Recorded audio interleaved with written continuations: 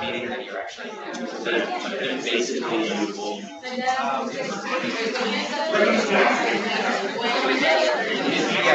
yeah. So that's what my video was.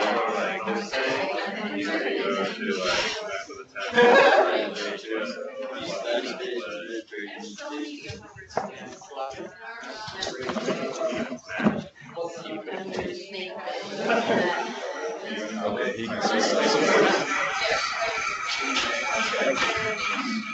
Is that just feedback? Can you stab me a little bit?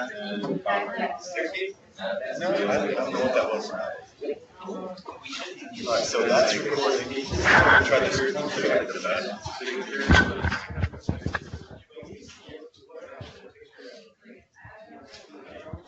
So, okay. You can hear us, right? Yep, I can hear you. Okay, so it's not crazy audio right now for anybody. It's good audio. The feedback I'm hearing is coming from... I think it's just hearing it through those speakers. Okay. Test. All right. Yep, I can hear you. Yeah. What? Oh, yeah. Oh, yeah. So it's just That should totally be shut. it's just not muted. Okay.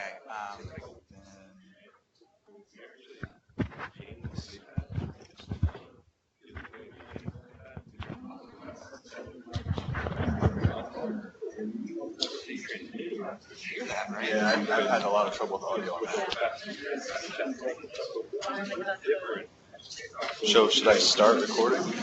We're at,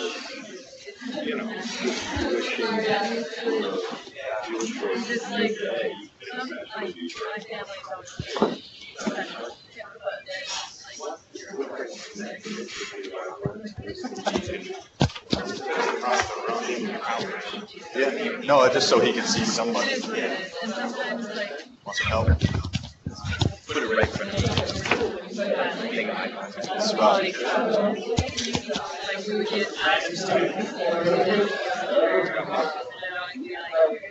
Good enough. All right, now start this.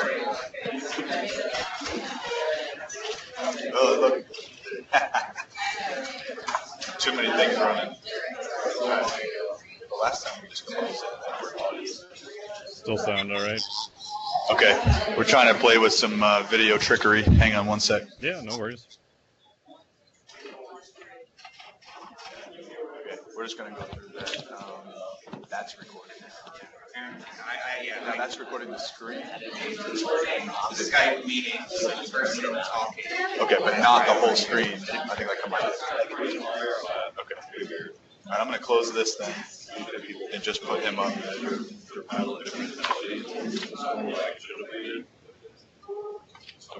And if I flip to the... I had the PowerPoint up here. That's Yes, weird. you can share that and what happens. Yeah. Oh, here's my attachment. Okay.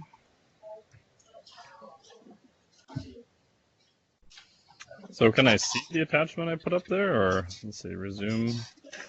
Oh, Hold on, just got muted somehow. He just got muted, Arthur. I can't hear him anymore.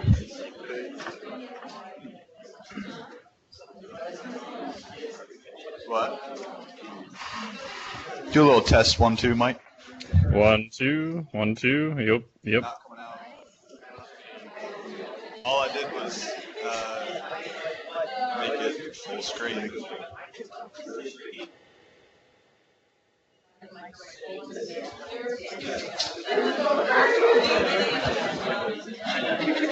One more test, Mike. 1, 2. Yep. Yo. Now we lost him.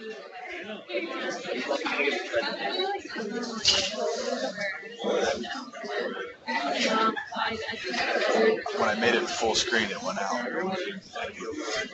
Now he's showing his screen. Make that smaller.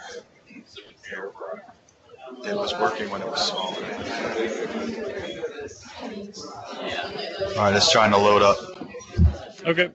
I have the slides up on this end here, if that helps.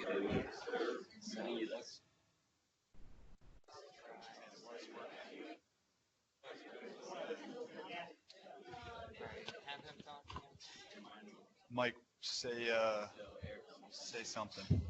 Yo, is it working? Better? Worse?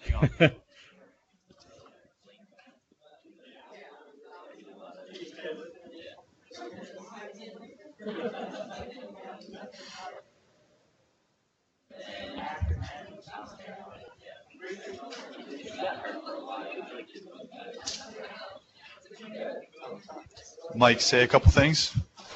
Yep, is it working? Hello, hello.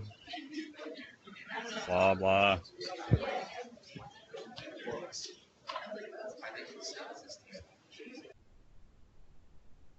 Got a little quiet there.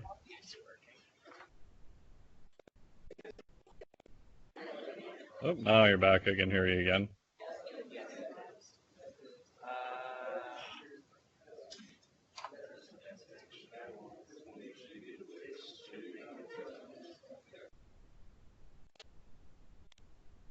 Gotta love technology.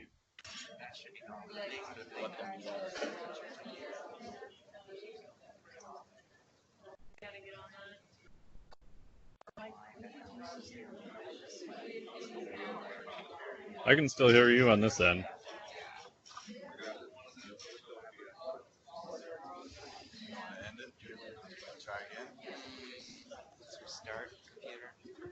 Mike, we got to restart over here. Okay. Did you want me to exit out and come back in? Bear with us. Okay.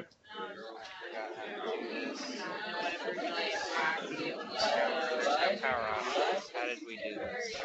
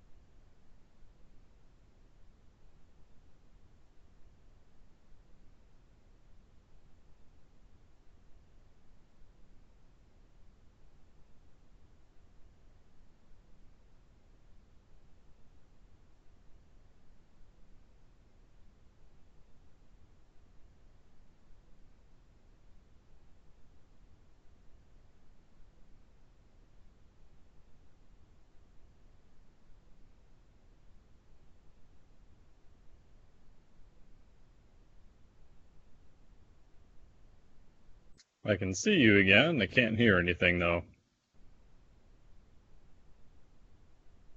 Hey, hang on. Can you hear me now, Mike? Oh, now I can hear you. We can hear you too. That is great. We're going to see if this works. Arthur, what do I press? I don't want to mess anything. Progress. Yes, your PowerPoint is being projected on our screen, and we can hear you loud and clear. Cool. Laptop set up so you can see a little bit of the audience, maybe. But that's not as important. There's a lot of people. Okay. Oh, cool. All right, so we are a little bit behind the recording on that one. Yeah. All right, Arthur's going to... Try that or No, just leave it. no, let's leave it. It's working, sort of. No. Tristan's got it, right? Okay. All right, so we're going to jump in here quickly, Mike. Everybody in the class, so there's like 26 or so people in here. Cool. And a few extras have jumped in to listen to what you have to say today that are doing various research projects in fuel utilization in some way or another. Nice. There's a lot of sports nutrition students that are kind of more in the trenches working with the athletes as well. So we have a real applied audience here, which is kind of your forte. So this will be great. So for the class, I met Mike at a conference years ago, and from then we were always talking about research and various things over the years, and he's just really been graceful to come on board with us today and give us a few minutes of his time about metabolic flexibility. So because we're late, I'm going to let you jump in, Mike. Just give us your 2-3 minute elevator pitch on what these guys need to do to be in your seat someday, and then we'll jump into it. Cool. And then just so I know for time, about how long do you want the lecture part to go? We've got until 4:50, so as long as you need, we've got still have an hour. About an hour total. Okay. So, okay, cool. Awesome. Yeah, thank you for letting me do this for you. Greatly appreciate it. Thanks to my wife who helped set everything up here. Basically, my background, I did a PhD in exercise physiology from the University of Minnesota here. My research area was actually on metabolic flexibility. I ran into that by basically running away from a graduate program in biomedical engineering because I got tired of doing math. And I literally sat down with my advisor in exercise phys on the first day, and he's like, hey, we got 2 new projects. One of them's on heart rate variability, and one of them's on metabolic flexibility, and they both involve a fair amount of math. And usually if you're an exercise phys student, you don't take a lot of math. So he's kind of looking around the table, and I'm sitting at the very end, and he kind of points. He's like, you, math boy, whatever your name is, these are your projects now. So unfortunately, that's how I ended up into it, which turned out to actually be pretty fortunate because I think it's a pretty fascinating area. So I started that in 2006, presented on some of these concepts to DARPA, so the Defense Advanced Research Projects Agency. They're like literally the people who developed the ARPANET, which is now the intranet. GPS, did a lot of cellular technology. So that was super interesting. So they were looking at, the presentation I did was metabolic flexibility for soldiers. Those are a way you can train their metabolism. So when they're deployed to different areas, especially more special forces where it's smaller numbers of people, can they still perform in like a wide variety of environments? And that was super cool. I was by far the dumbest person in that room, so it was pretty crazy. Did some peer review, did some research. My master's is actually in mechanical engineering, more biomechanics, Bachelor of Arts in Natural Science. I did the CSCS through the NSCA. I did the CISSN exam through the ISSN, so Certified Sports Nutrition. And I own my own company right now. I'm a faculty member at the Carrick Institute, so they primarily do functional neurology.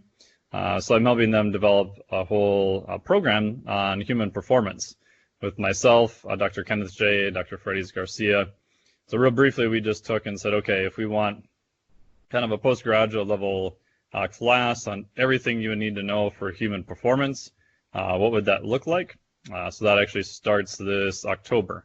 And you'll have to travel at least 4 times a year for the practical part, but the rest of it is a flipped classroom, so it's all online, which allows people access to that. And then I also teach online for Rocky Mountain University and Georgia Southern University. So the only thing I guess I would add to this is a lot of these things just sort of happen by going out and doing different things and showing up to different conferences. I mean, the first time I went to ISSN was probably 10 plus years ago, I think now. And I literally just showed up and didn't really know anyone there at the time, and met people along the way and got to present there in 2011, a couple times after that. So I would encourage people, if there's something you're interested in, just, take your time and go in that direction. Odds are you'll, probably meet people along the way that might be useful, might not. I mean, I've been to a lot of conferences where I didn't really talk to anyone and nothing came out of it, but I've been to other conferences where I meet guys like Lou Schuler, and a couple months you're doing a feature on metabolic flexibility for the cover of Men's Health. So never know what'll happen along the way. And that's just more of a graphic. I helped with a couple books, one of them on dietary protein resistance exercise and a bunch of other stuff. So basically the short version is I like lots of dark music, dark coffee, and dark beer. So you can think of three things, those would be the three.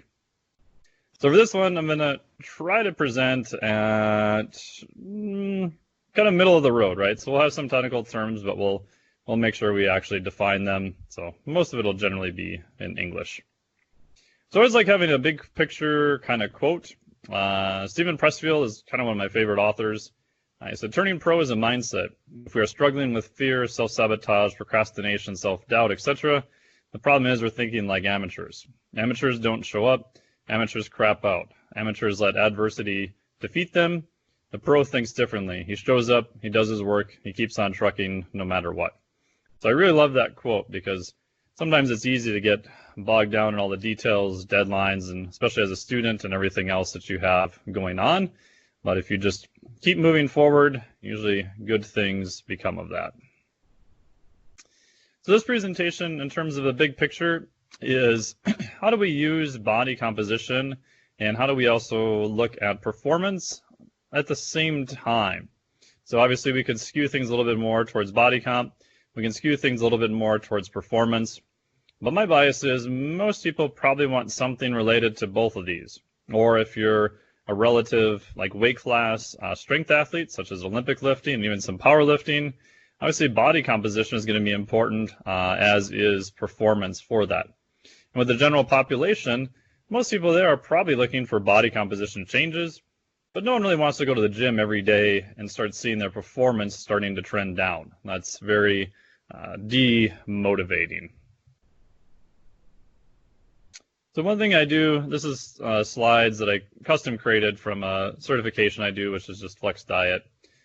So the problem I had initially when I started all this stuff is I spent all my time thinking about the physiologic impact. And what I realized when I started working with clients that while the physiology is definitely super important, so is a client's ability to actually change.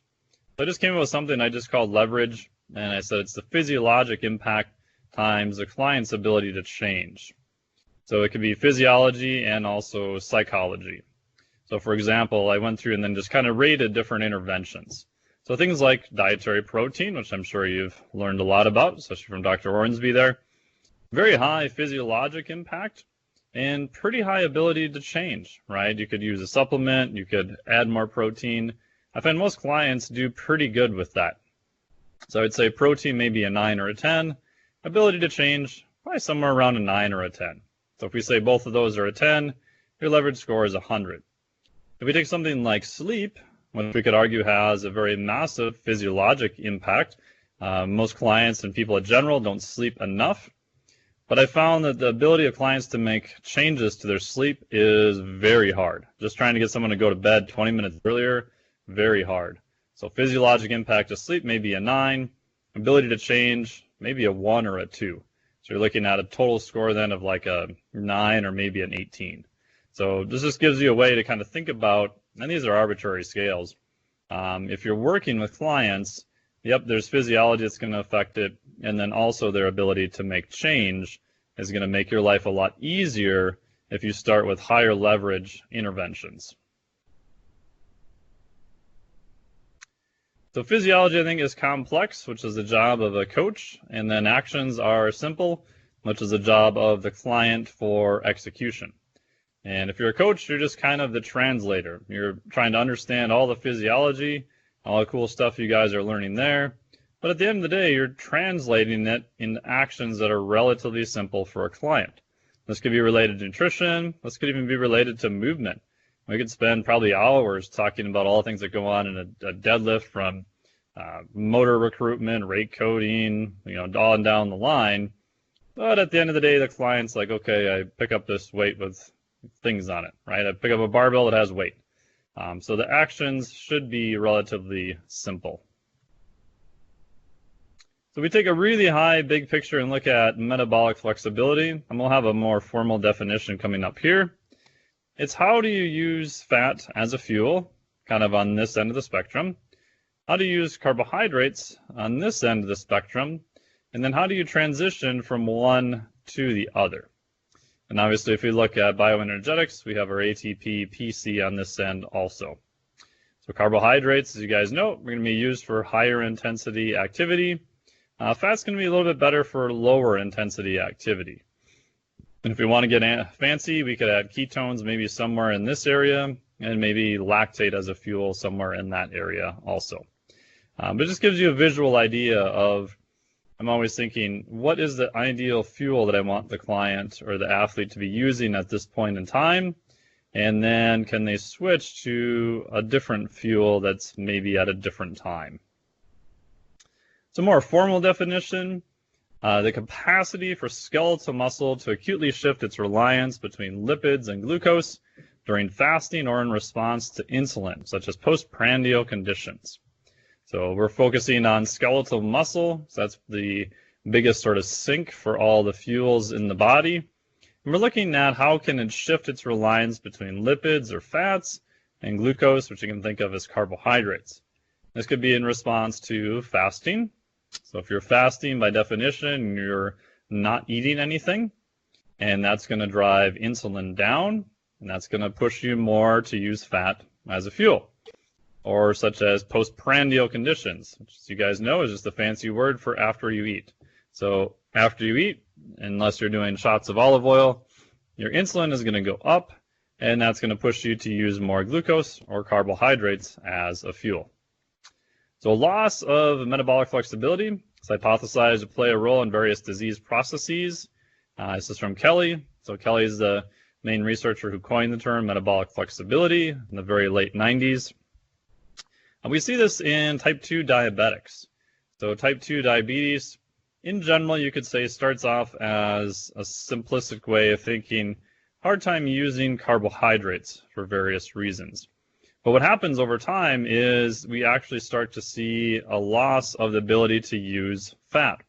So a little bit oversimplistic analogy is if we start losing the ability to use carbohydrates, and assuming the client's not doing any lifestyle changes or exercise or other things, the body is going to put out more insulin in order to get glucose out of the bloodstream and into various tissues.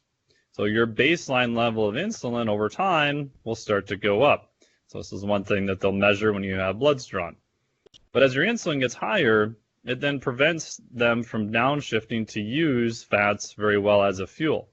So if we look back at our previous slide here, so if this is the high end of metabolic flexibility all the way on the right with the dashed line, and this is the other end for fat, someone who's very metabolically inflexible, or like a type 2 diabetic, they start losing the ability to fully use carbs on sort of the right end, or at least on my right end here, and then they start losing the ability to completely use fat on the other end.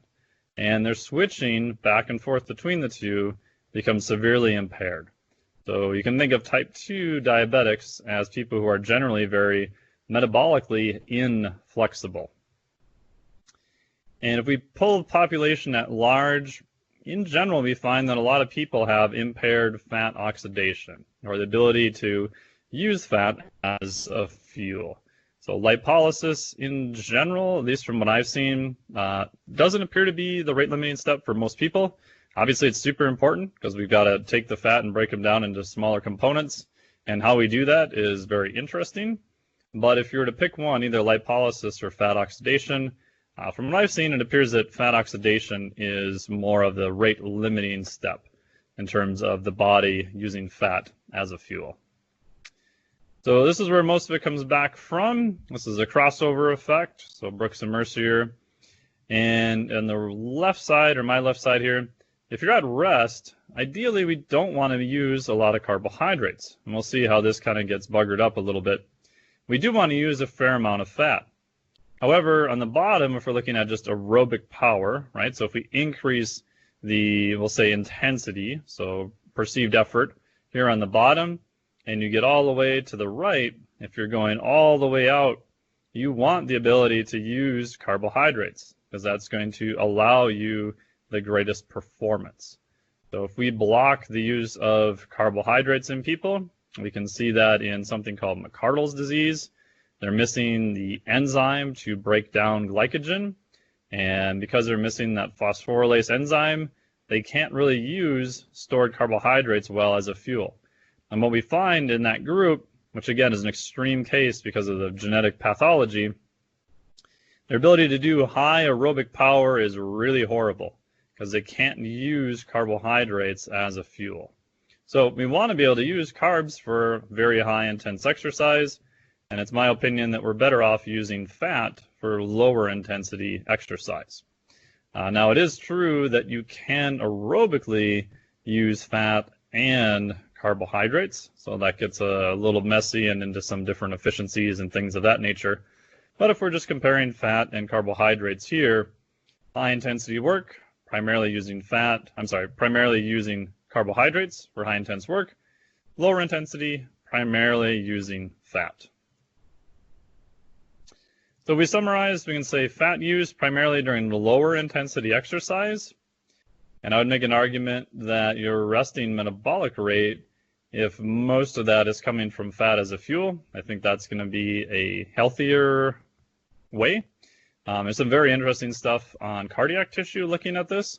So the human heart at rest is primarily using fat to a very high degree. But what we see if we look at heart failure, for example, the fuel switches in cardiac tissue to start using more carbohydrates. And then that builds up a whole bunch of other issues associated with it. So we still want to be able to switch. We want to use the right fuel at the right time, depending on what we're doing. And fat for fuel most of the time, and then carbs to fuel high intensity exercise. What's fascinating is that how well people use fat at rest or low intensity exercise is extremely variable. So if you look at the crossover effect, and this is what's classically taught in most textbooks, is that you would think most people at rest are pretty good at using fat. But again, this is a concept based on averages. And if you take a total average of a bunch of people, that's probably true. But if we start looking at them as individuals, what we see is their ability to use fat at rest or low intensity exercise varies a ton from one person to the next. So here's a quote from Godecki. And so what they're looking at here is individual variability in resting RER. Right? So RER, what fuel are you using at that time from metabolic cart? So from 0.72 up to 0.93, and even persisted during exercise or increasing intensity. This corresponds to a relative rate of fat oxidation that ranged from 23 to 93%. What they did is they had people that they grabbed, these were not necessarily elite athletes, hooked them up, fasted to a metabolic cart, and for a low intensity work, they're seeing RERs from 0.7 all the way up to 0.93. So in theory, you should be seeing most of them at a lower end, right? Especially after you get through the first couple minutes. But what this is telling us is that some people have a very hard time using fat at a lower intensity. I saw this also in a study that I did, which was from JSCR. Wasn't really necessarily the point of the study, but we did basically a gauge R&R study, and we saw RER range from 0.83 to 0.95. So what we did was we standardized people to a known amount of exercise off of a max test, and we looked to see, is that RER actually repeatable? We did some variability analysis on it. But what was also interesting, again, RER was quite variable. And one other study Helge did showed something similar also. The takeaway with this is that if we pull some people off of the street, or even some athletes, some may be really good at using fat at the right time. Others, not so much. Right? And so remember, we said that for aerobic metabolism, the body can use fat and can use carbohydrates also. Obviously, for anaerobic metabolism, more speed and power, we can only use carbohydrates. So a quick review on insulin and glucose. So probably not news for you guys. Insulin I think of as a big leverage point because it changes things in physiology quite a bit. And in terms of hormones, it's probably the main one that we have a lot of control over, especially on acute nutrition related. Right? If we eat more carbohydrates, insulin's going to go up. Some types of protein, especially whey protein, are more insulinogenic. So we have a fair amount of control over insulin via nutrition. It's also needed for survival. So the lens I kind of view physiology through, even performance physiology, is that our body is very much wired for survival. And if we understand the priority list, that gives us some really good insight onto what may be useful for interventions.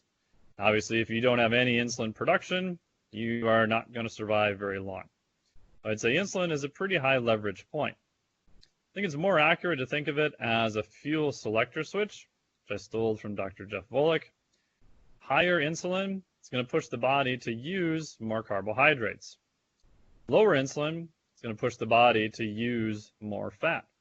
So by playing around with different types of nutrition, we can actually move this around a little bit. So we do have some control over what fuel we're going to use. Now, it's not 100%, but we can move that around a little bit. Insulin also has a two-phase release. There's a very short, which is a CNS, or sometimes called a cephalic release, and then also the longer portion after that. It's also very variable from one person to the next. One thing on this too, if you want to get super fancy, there's a blood test you can look at that will tell you more of the cephalic release related to insulin. So if we do a blood stick, we can look at fasting glucose, which gives us some pretty good ideas. We could look at like an HbA1c, which is going to give us about a 3-month average of blood glucose, right? Because we're looking at glycation on hemoglobin. And there's another marker that we can use that'll tell us this very short-term CNS portion. It's called glycomark. And sometimes I've seen blood work actually from my wife where her fasting blood glucose was fine, her HbA1c was fine, but she felt kind of funky after eating meals that had a large amount of carbohydrates. So we did a glycomark test, which tells us more of this short phase insulin release, and it was really screwed. So that's probably telling us that she's got pretty stable blood glucose, but once she has a meal, it'll spike up super high and then drop super fast. So it's not staying elevated long enough after a meal to actually change her average. Then you can do really fancy stuff and put on like Libre Freestyle, like a continuous glucose monitor. I just had another one this year again, and that'll sample the interstitial fluid about every minute. And then you can look at these curves of what's actually going on with blood glucose in response to food and exercise and everything else. So they put just a little, looks like a quarter they stamp on the back of your tricep, and that'll stay on for about 10 to 14 days, and then you can download that data. So pretty cool stuff with technology that allows us to look, even at a consumer level, into these things. Insulin, of course, is anabolic, building up, potentially be both fat tissue and muscle, and it's just basically going to shove substrates into tissue. So get it out of the bloodstream, put it in somewhere else. And what's interesting too is that very few hormones are the opposite of insulin, or actually the same. I should say a lot of them are the opposite. So growth hormone is the opposite, cortisol, glucagon, maybe even epi, norepi. So the only one that's similar to insulin you could argue is maybe leptin, although that's over a little bit of a different time course. So if insulin is not working well, a whole bunch of stuff is probably going to not work well in the body. So in terms of metabolic flexibility in appetite, we don't have a ton of data on this. So this is kind of a theoretical slide. So in theory, if you're running on carbohydrates, smaller drop in carbs could signal body to consume more carbohydrates. There is some data to show that kind of the gain of the system gets altered. So again, if you go back to your body is based on survival, if it thinks that you really can't switch away from carbohydrates very well, it's probably not going to tolerate violent swings in glucose. Right? You can look up something called glycemic variability. At least in type 2 diabetics, glycemic variability is a pretty high risk factor that more people are looking at right now. If we're running on fat, instead of triggering hunger, maybe your body could just shift to use fat as a fuel. So in terms of these theories, they've been around for a while. This one's from Jean Mayer about 50 years ago. Kind of sort of been disproven, although I would say that I think it's very individual specific. I've seen some people who have anecdotally reported symptoms of hypoglycemia, but I had them do just a blood stick, and their blood glucose was actually fine. So there's, again, some data that that gain can get changed, where they can't tolerate much swings in blood glucose. If you want to go crazy down that route, you can look up the glycostatic theory of appetite control. What we know about appetite control now is that it's way more complicated than that. So you can think of the analogy of like a bathtub. This is actually from where I was in Costa Rica a couple of years ago. So insulin is one of these signaling hormones for how much sort of fuel is coming in. You can think of if we put a drain on the bottom of this, the drain or the sink where it's going out is more muscle and how much is being burned. So there's some interesting theories which I would tend to agree with, that the more coming in, if we can have a bigger sink or drain on the bottom, then we're going to have a greater flow through, and we're probably going to be okay. Meaning that if you really exercise a lot, you can probably get away with maybe not the best nutrition. Now again, I wouldn't say that's the best way to go, but if you work with even some elite athletes, it's amazing what they can do on what they eat, which a lot of times is not really that good. I think if we have enough flow through the system, we could probably get away with things that we wouldn't normally. It's from Stephen Guyette. The overall literature suggests that people with high insulin levels do not gain more weight or fat over time than people with low insulin. So if you're looking only at a single variable, right? So if we just take insulin and say, ooh, let's look at an insulin test and determine if you're overweight or not, it doesn't work quite that way. So what we find is that physiology is extremely redundant, has multiple backup systems. It's very complex. I often joke that it's associated with kind of every bad engineering word known to man. It's nonlinear, it's chaotic, it's anisotropic. So trying to pin one particular thing on one physiologic variable doesn't work quite that well. However, if we do look at people who are consuming more calories than what they're burning, then higher levels of insulin do seem to be a little bit associated with poor body composition. What do we do more on the application side? One of the terms I use is called matched macros, or just MM. So if you're going to do something, there's two ways to look at it. You can have what's called a eustress model or a distress model. So a eustress model is stress that your body can more easily recover from. So if you're doing intense exercise, so some weight training, some Metcon, some intervals, I would argue that using carbohydrates as part of your nutrition to fuel that exercise, that's going to be a good thing. We're going to see increases in performance. And we've got tons of studies to show that. So I'd argue that having a little bit of higher insulin at that time is probably going to be a benefit. It's going to push your body to use a few more carbohydrates. And this kind of happens anyway in healthy people, so it's not like we have to worry a lot about it. On the flip side, though, for lower intensity exercise, I'm a big fan of doing more fasted cardio. That gets into the whole debate about, is fasted cardio really better for body composition or not? There's only been a handful of studies that really looked at that. Dr. Brad Schoenfeld, I think, who's lectured to you guys before, Did one of the studies on that in terms of an intervention study for 6 weeks. He didn't really see much of a difference there. But I think for health reasons, that's going to be a benefit. And lower insulin, right? So that would be the other reason of doing it primarily in a more fasted state. So for example, today didn't do any lifting or anything. I did something a 19-hour fast, so I ate right before I got on this call. And the exercise I did in the afternoon was just I rode on the rower for 2Ks and did that twice, and then just did some general, very low intensity GPP. So I did that fasted, so I'm doing more of a low to moderate intensity. My speed wasn't very high at all, and I'm trying to teach my body to use fat a little bit better as the left end of metabolic flexibility. We'll just go briefly into this a little bit because I get tons of questions now about fasting and ketones. Well, that was interesting. If you look at other species, sometimes they can do a lot of stuff that humans can't, but humans are still by far the most adaptable species on the planet.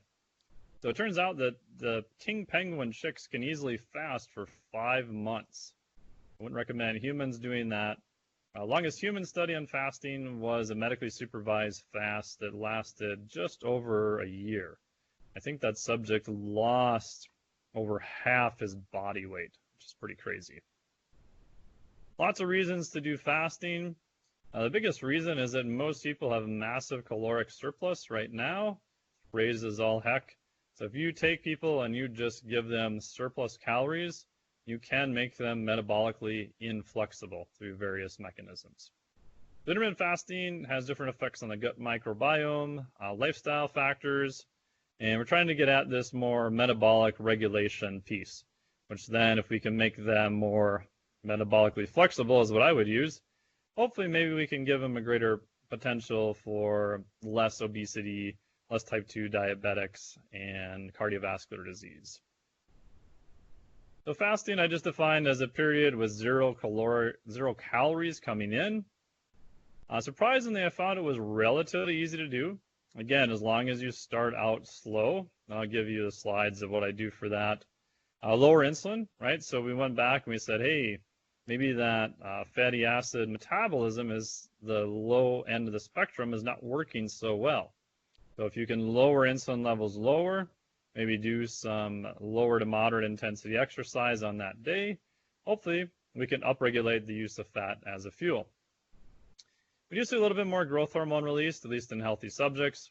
It's debatable if that really has much of any effect. You can look up the hormone hypothesis there from Dr. Stu Phillips' lab. David West was one of the main authors on that.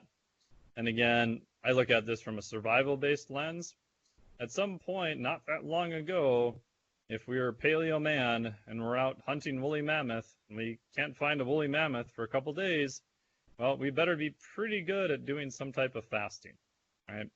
The flip side is if we come across a bunch of honey, we're probably going to eat as much honey as we can, depending on how many times we want to get stung by the honeybees.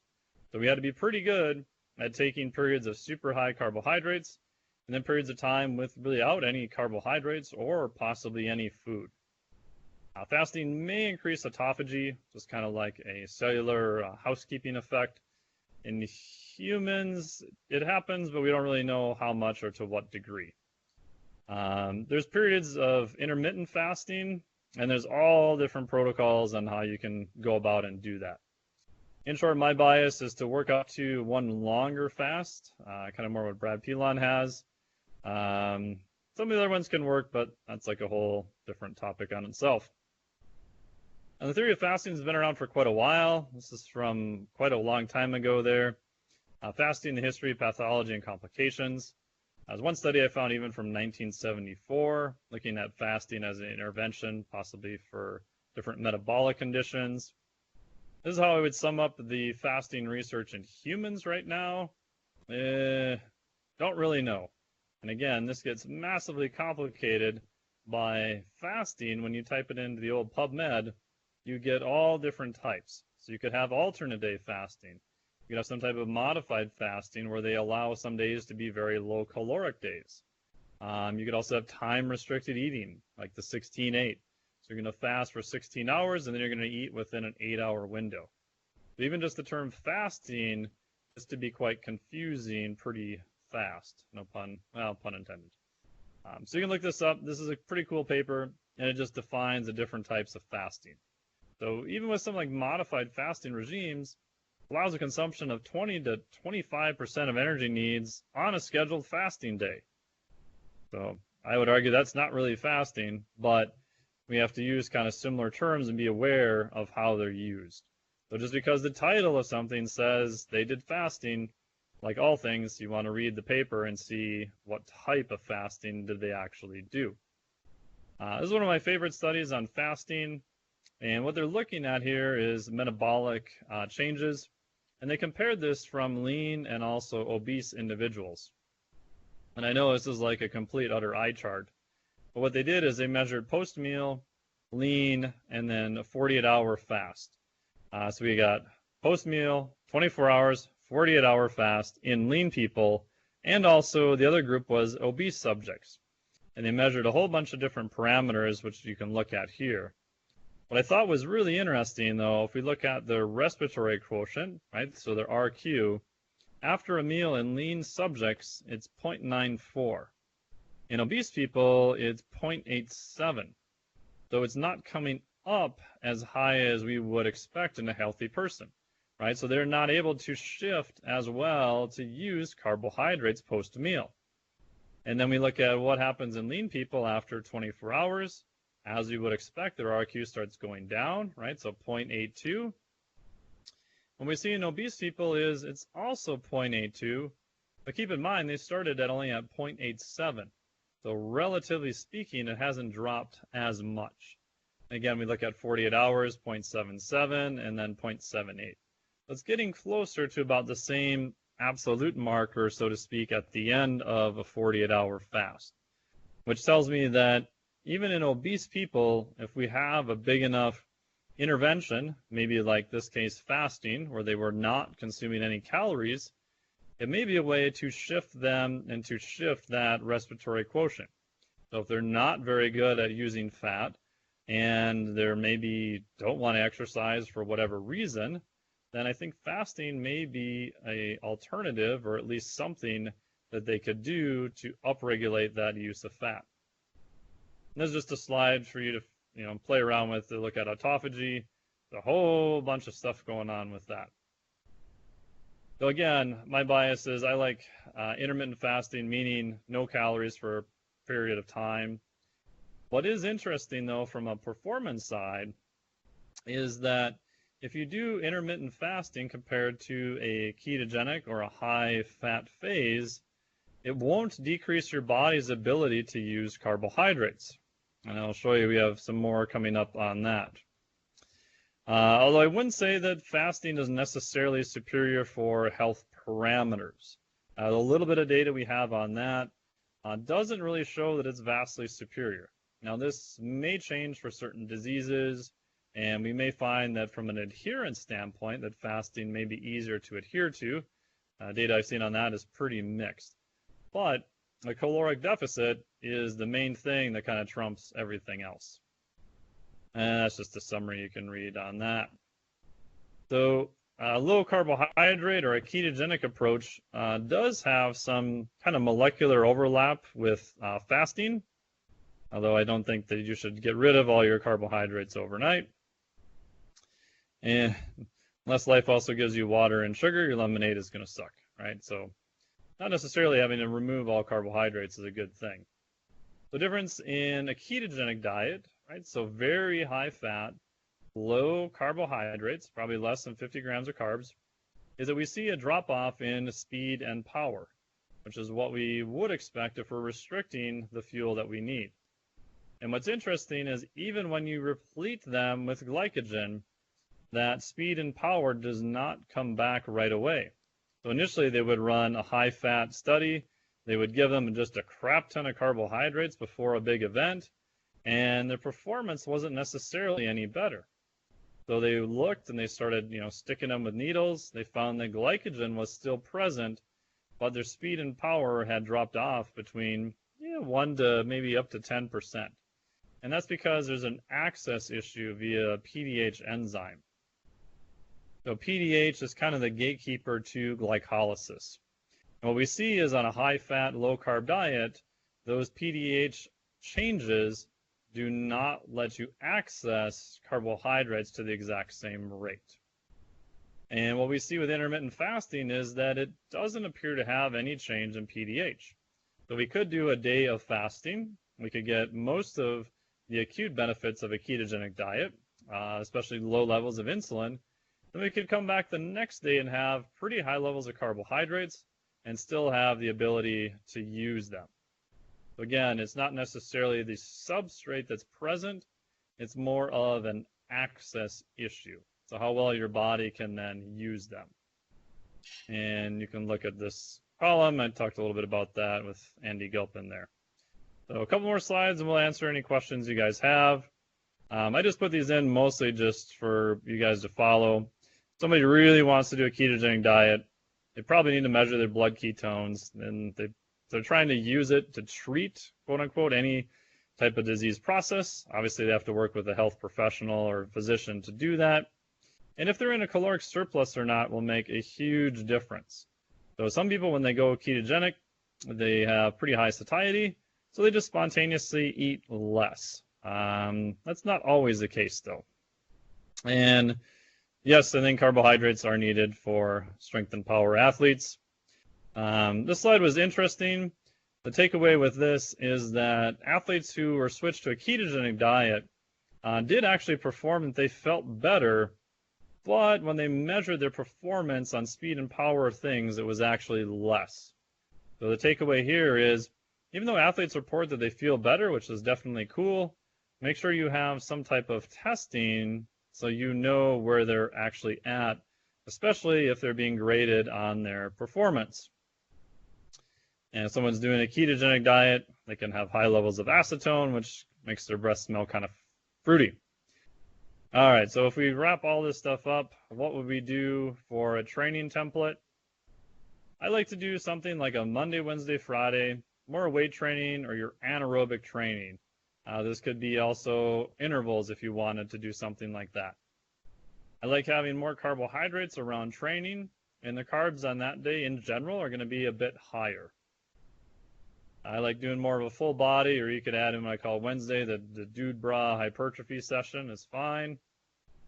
I like more of a complete rest between sets. I'm trying to increase more strength and hypertrophy. Brett Schoenfeld does a study showing that longer rest periods, even for hypertrophy, were beneficial. The goal is to use more carbohydrates, right? We're trying to do as much muscular anaerobic work as we can, build strength, build muscle. If we were to pick only one molecular target, although the body doesn't really work that way, we're primarily running mTOR1. From a nervous system side, this is more your sympathetic day, so you're going to have a little bit more of high stress because of training. Tuesday, Thursday, Saturday, I like more of aerobic training, so kind of a long, slow distance, kind of aerobic base. If you were to add in fasting, this is where I would add it in. I would add in one longer day of fasting here. And usually that's only if body composition is their goal or they're trying to get significantly leaner. Moderate heart rate, 110 to 140. A lot of times when you have athletes do moderate training, they have no idea what the heck moderate is. A lot of times I stuff heart rate monitors on them and they have them report to me, especially since most of the training I do is online, what was their heart rate. And that's just pulmophytones 180 minus your age. The goal is to use more fat. Hopefully have a little bit of recovery. So we're doing a little bit more parasympathetic work from an autonomic side. And our molecular target, if we were to pick one, is AMPK. Again, fasting on that day is going to be your option there. And most people lie about ketogenic diets. So that's the basic part. You can look at the rest of the slides there. The real part here with the fasting, just pick one day and slowly push out breakfast and push out a meal. If you try to do 24 hours on day one, I usually find that that does not go well. So pick one day per week and just slowly push out the amount of time that you spend fasted. Again, this is the same training template that we saw before. So let me know what questions I can answer for you guys. All right, thank you, Mike.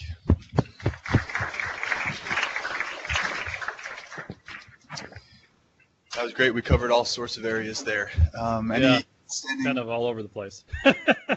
Well, the links back to Metabolic Flex eventually. I don't know if you might be able to. Hi, Dr. Nelson. Name's Hi. Matt. Hey, Matt. I recently watched an interview that you had with Dr. Russin or Rusin. Oh, yeah, John Rustin. Yeah. And you were talking about how you use heart rate variability with your when you're doing training with people, and you talked about how a lot of your CrossFit athletes would tend not to go with you because you would tell them, well, your heart rate variability looks a little wacky, maybe you should stop training as hard. And so I just wanted to see if you could elaborate on how you use heart rate variability and how that determines what kind of overload training you might do with people. Yeah. So heart rate variability, real simply, is a way of looking at the status of your autonomic nervous system. Are you more parasympathetic, which in general is rested and recovered, or are you more sympathetic?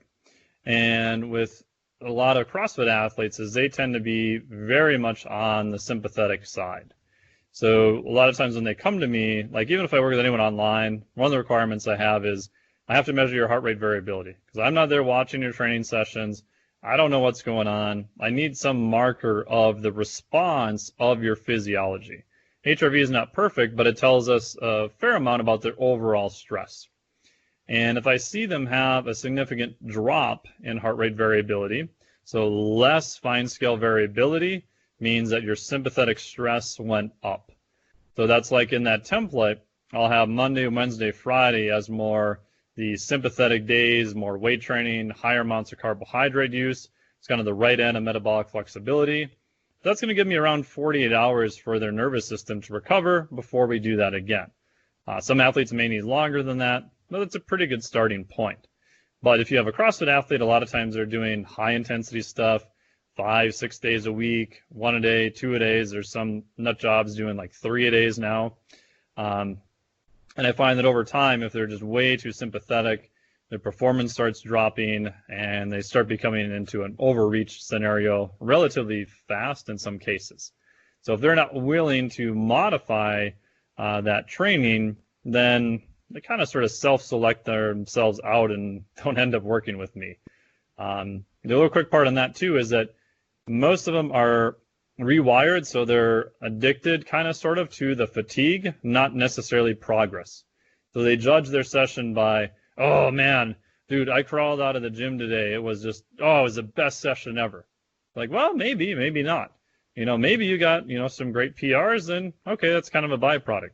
But if your marker is only by how hard and how demolished you feel when you left, over time what I've seen is their performance starts to trend down.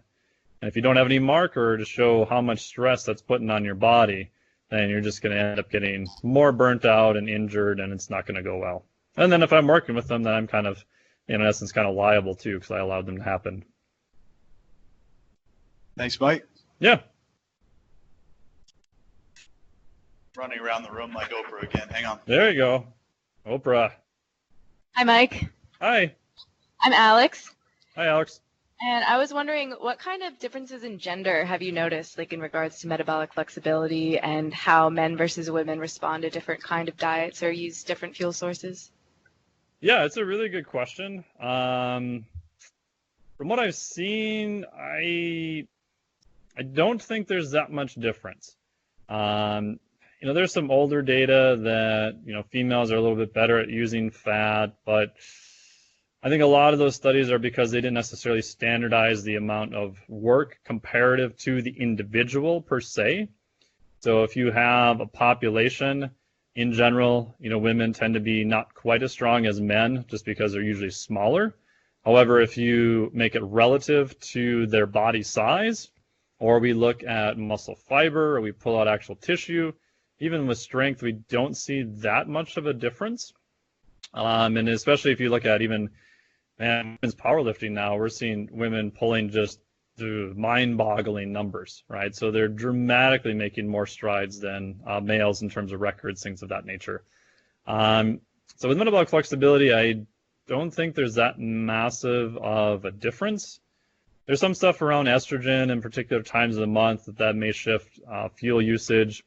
There is some stuff with women who may have PCOS. So if you have PCOS, my bias is that's similar to metabolic inflexibility with some other things in there. So some of the diseases we see are a little bit different, but in practice, I don't really use gender at all for any real, I would say, things I have clients do. I just base it off of assessments and go from there. I do find that some women may have a little harder time with fasting, and I think that's because normally they come in much more likely to be in very large caloric deficits compared to men. Once we kind of normalize that or kind of work through that, I don't notice as much of a difference though. I'd say just based on gender, I don't see a huge difference, and haven't seen a lot of stuff that's looked at that in the literature. Thanks, Mike. Yeah.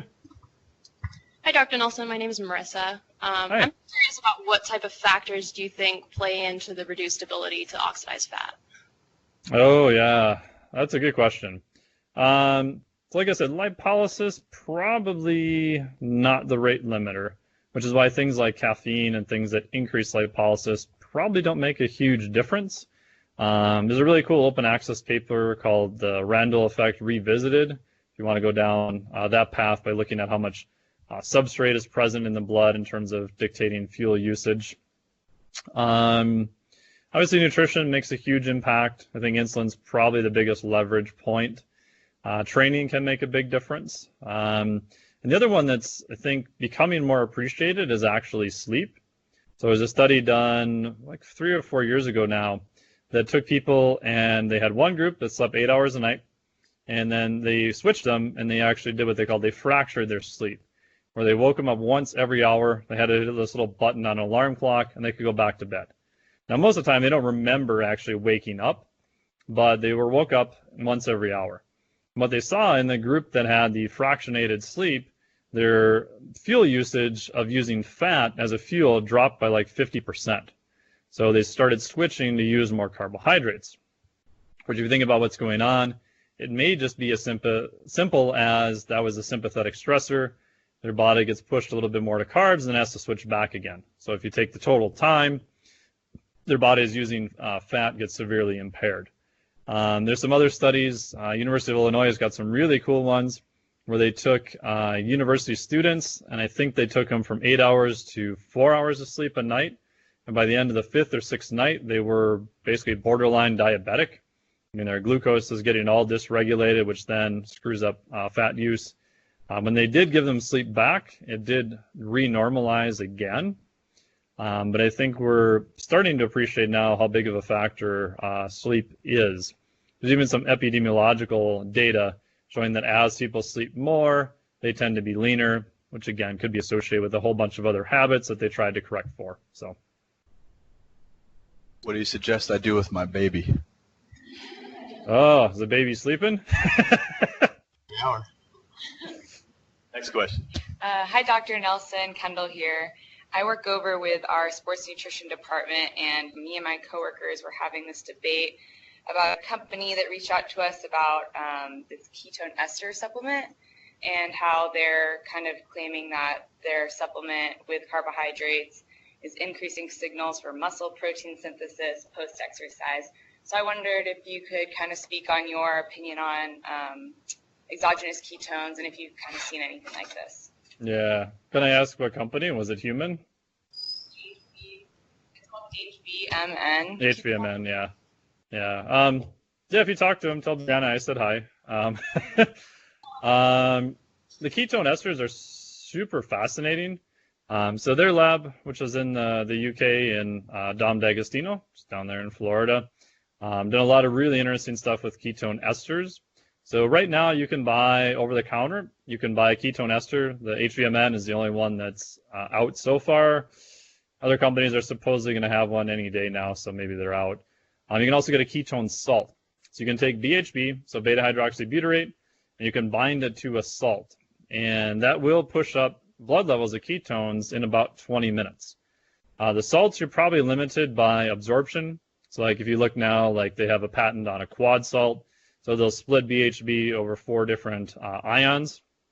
Ketones, they can actually bind it to ketone ester. So the HVMN, the human, is a ketone ester. With those, you can get even higher blood levels for a longer period of time. PK is probably around the same, about 20 minutes to peak. So the main study that was done on that was from Cox et al., which was in Cell Metabolism, I think 2 years ago now, which was sponsored by the company. Again, doesn't mean that it's bad per se. It's just that's the way it is. And they did give the ketone ester to pretty high-level cyclists, and they still gave them carbohydrates at the same time. Now, in that study, they did show a pretty big increase in performance. I mean, it's still in the single digits, but to get a single-digit increase in elite athletes is pretty massive on a competitive scale. The study was attempted to be replicated by Louise Burke's lab. The downside was it's very confusing. If you read in Burke's paper, you have to look super closely. The ketone ester that they used was actually not the same ester. So I'll save you the side story on that. But it wasn't the same one, and the dosage was different. If you read the paper, you'll see that they had massive GI upset, and they did not see as much of a performance increase. Now, I would argue that we probably don't know, because if you're riding a bike and you think you're going to crap your pants, your performance is probably not going to be all that great, right? So if you've got a massive GI distress, yeah, I think that alone can just screw with your performance. So unfortunately, from what I've seen with ketone esters in terms of performance in higher level athletes, I believe those are the only 2 papers out that have actually looked at that from an intervention standpoint. I know Brandon Egan in the UK has got some cool stuff coming out. I know Dom's got some more stuff coming out. So as of now, I would say maybe, but if you go a step further and look at what is the actual mechanism, can BHB actually surpass carbohydrates from a bioenergetic standpoint of producing ATP at a fast enough rate? I would say probably not. However, I think that ketone esters may be more useful in prolonged sports, especially if you start adding a cognition portion. So some of the newer work that's being done is, if you think about like American football or something that is kind of speed and power, but you play for many quarters, and you still have to be very cognitively alert of what's going on. So I think ketone esters in those types of scenarios may be useful. Some new data coming out on that. And for pathologies, especially like TBI, ketone esters will probably be extremely useful. So I actually have a sample of the HVMN that I carry in my kiteboarding bag. So if I get dropped out of the sky kiteboarding and knocked on my head, I will be taking that as soon as I possibly can. That's still pretty anecdotal at this point, but probably not much of a downside. And we know that if you get whacked in the head, you have a massive disruption to your brain's ability to produce energy. Ketones may work very well for that. George Brooks's lab is doing studies with IV lactate also. So having another fuel source at that point may be very beneficial. Mike, that's really cool. We've actually teamed up with Luis and then another researcher from Australia to look at the HVMN product, and we're designing those studies now for a dissertation out of Canberra University. Awesome. We also have Louise Burke and Trent Stellingwerf speaking in this class. Oh, nice. Those, both hands-on and anecdotally. So I think we'll have the same message replicated to us, though, because I tend to agree with you on the state of exogenous ketones right now. Yeah, I'd love to hear those lectures too, especially ask Louise Burke about ketones, and then Trent obviously about PDH stuff because that's his work. So. Yeah, that's really cool. All right, a couple more questions here. Yeah. Hi there, my name is Jen. This is a kind of like a nutrition recommendation question. So do you feel like there is an ideal minimum or maximum of carbs or fats, or maybe like an ideal ratio of macronutrients that would best fit with either an intermittent fasting or just with metabolic flexibility in general? Yeah, so I would say in general across the board, protein I'll usually set first at around 0.7 grams per pound of body weight. So obviously the research is all in metric, but it's just translated so people can make sense out of it. That's probably a min. You can go up to 1 gram per pound. It's probably a surplus, again, depending on who you ask and, what percentage of the spectrum you look at and things of that nature. Fat, I'll normally have 60 to 80 grams per day. So I always like talking in grams because if you do a percentage of macros, if their calories start moving around, it just gets incredibly confusing way too fast. That's probably a min. I think in healthy people who are exercising, you can probably go over that. If you start getting around, 30 or 40 grams a day, especially in women, it's just an utter train wreck.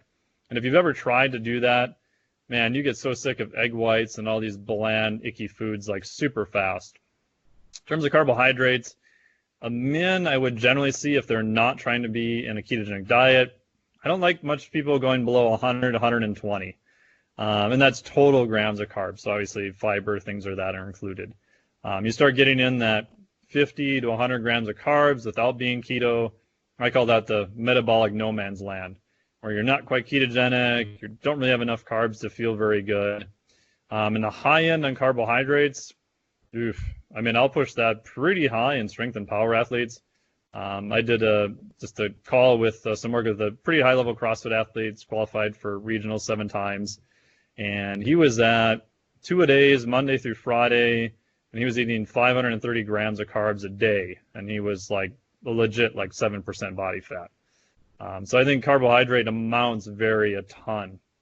And so I'll usually set all that stuff up first, find a place where they're weight neutral and performance is good, and then decide, okay, do I want to just whack off X amount of calories per day, or do I want to have them work and do some type of fasting on an aerobic or an off day? And usually I just leave that up to the athlete.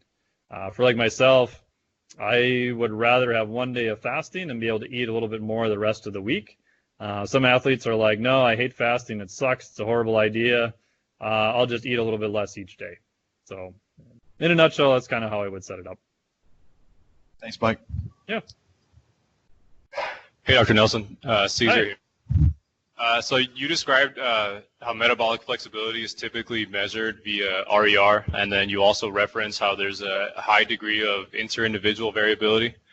Have you seen the use of other potential biomarkers as indicators of metabolic flexibility?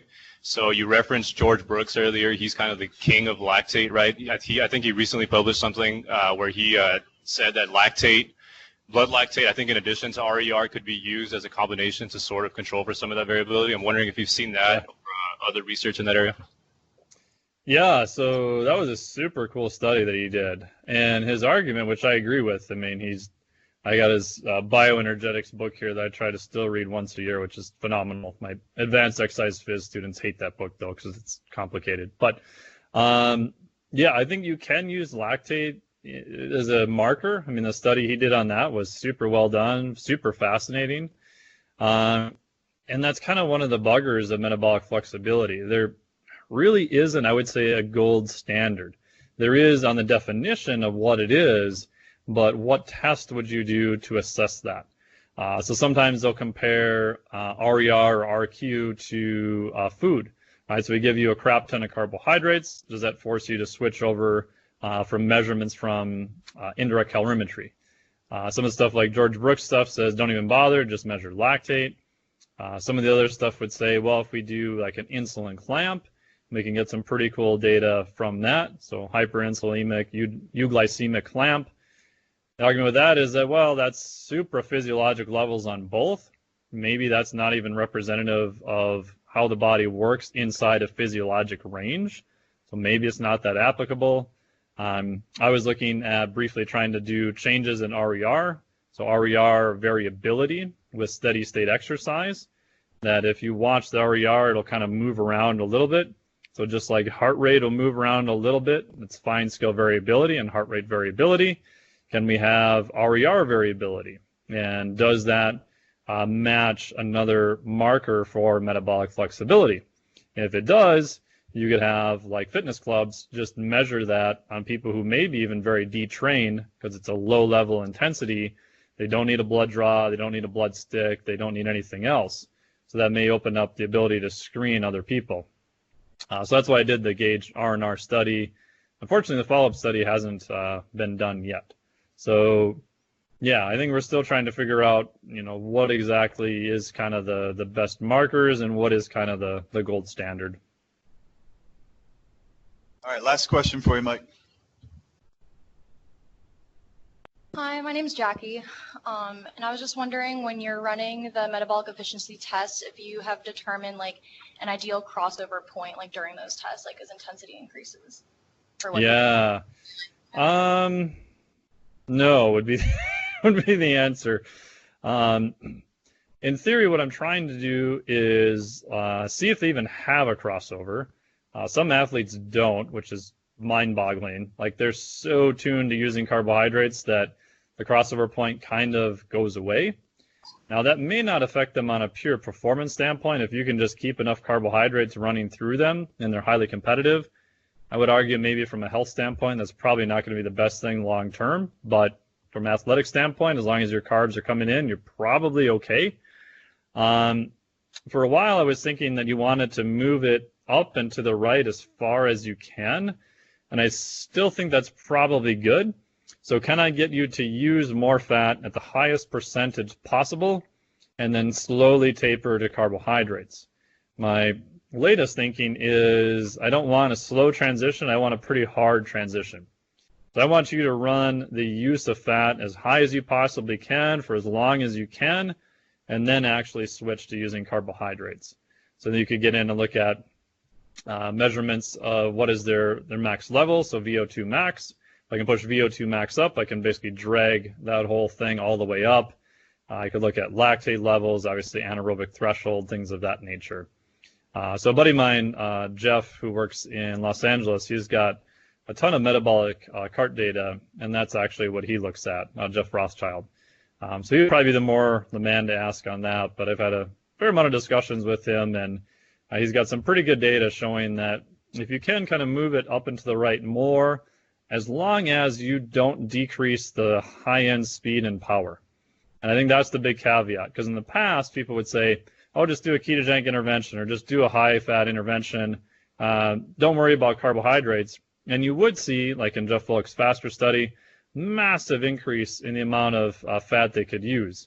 But you had to give them enough time to transition back to still being able to use carbohydrates. So I think they got too hyper-focused on sort of that left end of the spectrum and forgot about the right end. All right, Mike, we can't thank you enough. Thanks for your time and the PowerPoint and the video, and I'll share it all back with you once I have it all sorted out. Cool. Awesome. Yeah, thank you very much for having me do this. I really appreciate it, and thank you guys all for the wonderful questions. That was awesome. Thanks, man. Take care. Cool. See you guys.